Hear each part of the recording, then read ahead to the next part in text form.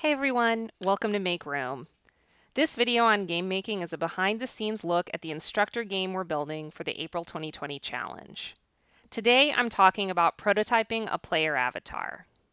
In previous videos, I already talked about coming up with a game idea and then setting up a basic environment to play with. So I'm going to build on that now and show you how to load a player controller into your game so you can actually interact with it. So I'm hanging out here in my project for the Instructor game, and as you can see, I've already got an avatar loaded. I've got this little guy here that I can move around, and I can use WASD to turn him left and right, have him go forwards and backwards, and then I can control the mouse with control the camera with the mouse. So how did I load this in is the question that I'm going to answer today. But before I answer that question, I wanted to talk about two different approaches for loading a player avatar into your game. The first approach is to design a player avatar by yourself. So if you want to have lots of control over exactly how your player controller works, this might be the approach for you. You would start from scratch, open an empty script, and start writing out exactly how you want the player avatar to work. Scripting something like this would take you a few hours of work, doing research on the kind of physics you want to use to move the player around, and exactly how to take input from the keyboard and the mouse so that the avatar moves when you press buttons.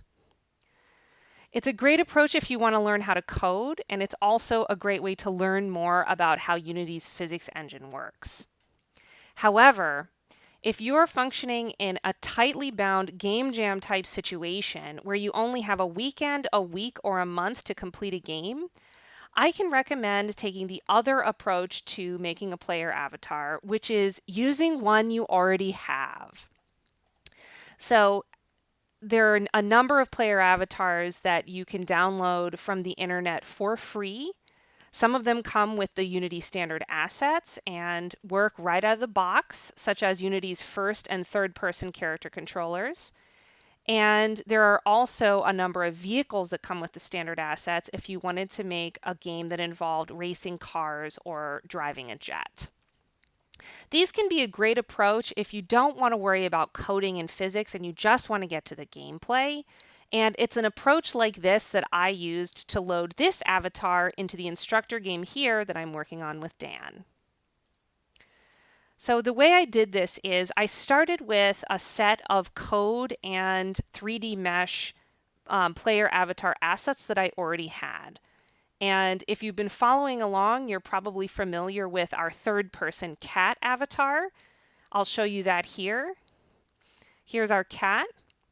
This cat has been custom designed and coded by me as an asset for use during the April 2020 challenge and represents several hours of hard work in connecting the code up with the cat's physics and animation so the cat can run, jump, and attack in anticipation of designing a game that involves a mischievous animal running around inside an apartment and knocking things over. So because I already had this cat and the related code base, I said to myself, it would be easy to adapt the script I've written to control this cat to also work with a little person. So with that code in mind, I visited the asset store and I searched for some low poly people I could use to rig up a similar avatar. This was a great asset. It came with a few different types of people, and importantly, I scrolled down and checked. It came with animations. If you look at the scene that I showed you here, you'll notice that, of course, my character is animated. He runs and moves his arms when he moves. And when he's not moving, he has a little bit of a sway to him that is his idle animation. If you look carefully, you'll notice his shoulders and his arms move. He sways back and forth a bit. Nothing too dramatic, but he's not standing still.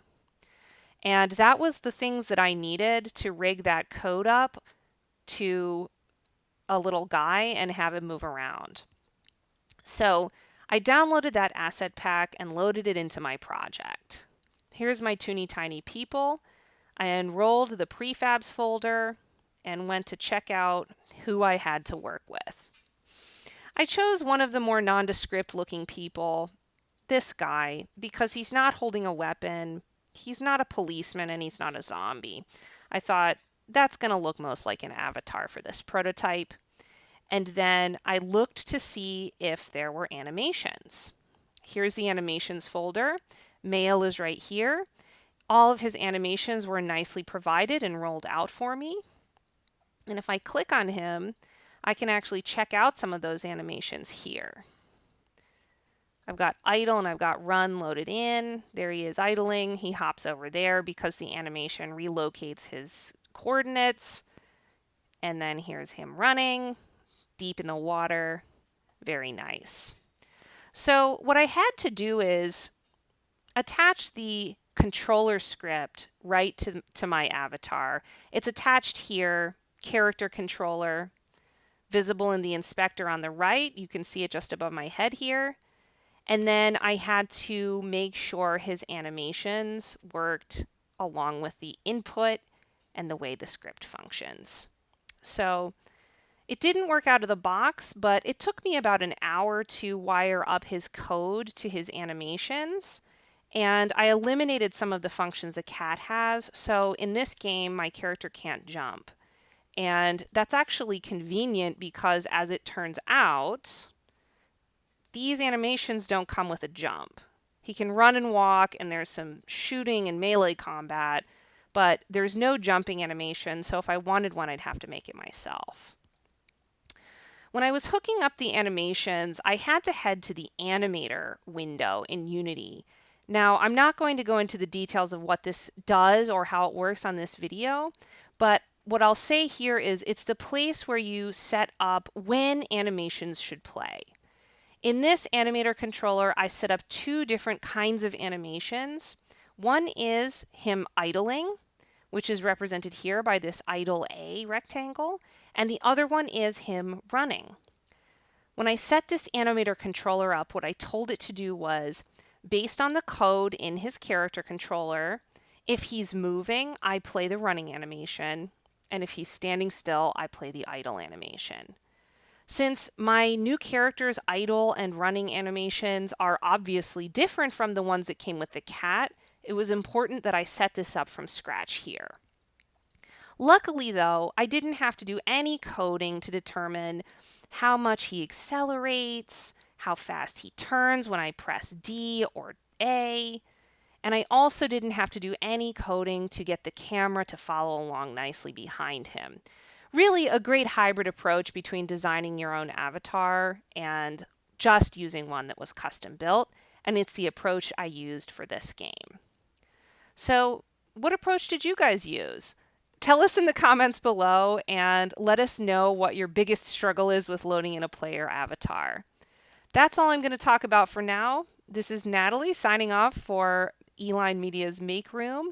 I hope you enjoyed this video. You can follow along with all of our Instructor game videos throughout the month of April and learn how we built a game for the challenge on the theme of Alone Together.